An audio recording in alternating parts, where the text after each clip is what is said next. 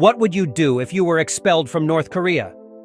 That is the question that Travis King, a former U.S. soldier, has to face after he crossed the border from South Korea to North Korea in July 2023. How did he end up in such a situation? And what will happen to him now?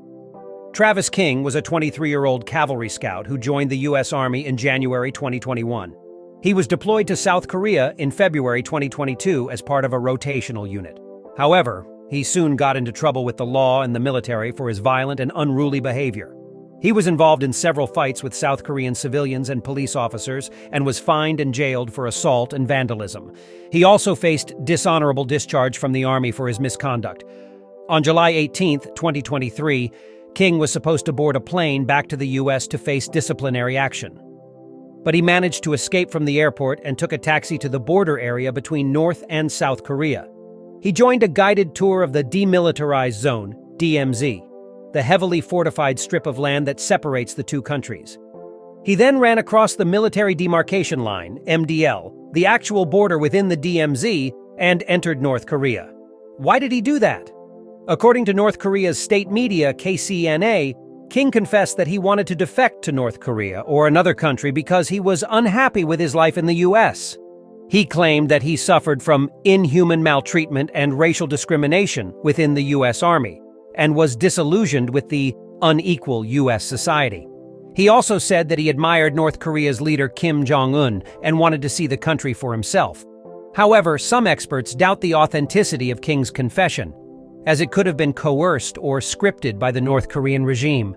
They also point out that King may have been suffering from mental health issues or emotional distress that affected his judgment. Some of his former classmates and teachers described him as a quiet and friendly person who had no political or ideological leanings. Whatever his motives were, King's decision had serious consequences for himself and for the relations between North Korea and the U.S. North Korea announced on September 27, 2023, that it had decided to expel King from its territory under its law. However, it did not specify how, when, or where he would be sent. It is possible that he could be handed over to South Korea or China or even back to the U.S. But it is also possible that he could face further detention or punishment in North Korea.